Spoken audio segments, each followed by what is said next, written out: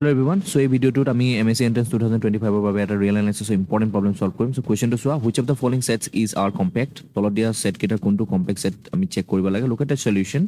So এটা set compact হ'বৰ বাবে সো কি হ'ব লাগিব? So ক্লোজ প্লাস ই কি হ'ব লাগিব?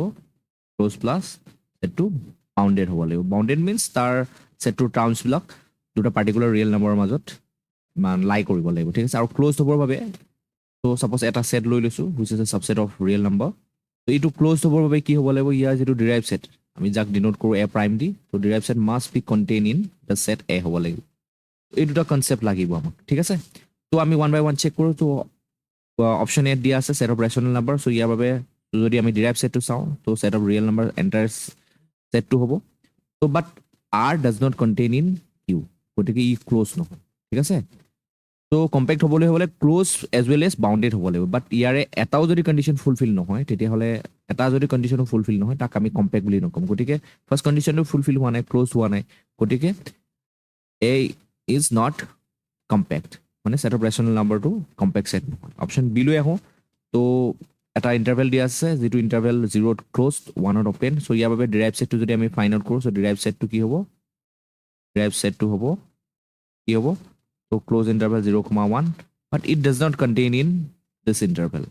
So it close নহয়, so গতিকে compact to নহয়। Option B is also discarded.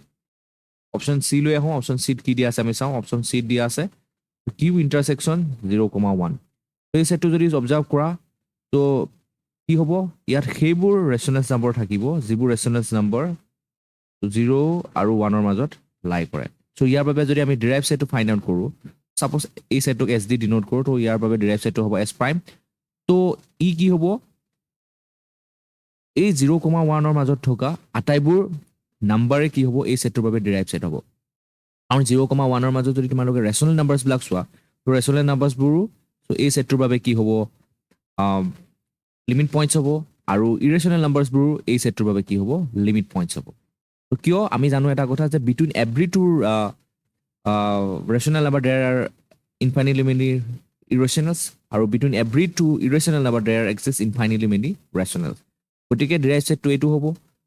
But this derived set does not contain in S. কিয়নো? কাৰণ ইয়াত এই সেটটোত rationals as well as irrationals আছে, but এই S সেটটোত particularly rationals বোৰহে আছে। গতিকে S টো কি হয়? So not closed, গতিকে কম্পেক্টটো নহ'বই। গতিকে অপশ্যন চিও ডিছকাৰ্ডেড। আমি লাষ্টলি অপশ্যন ডিত আহোঁ। অপশ্যন ডিত কি দিয়া আছে?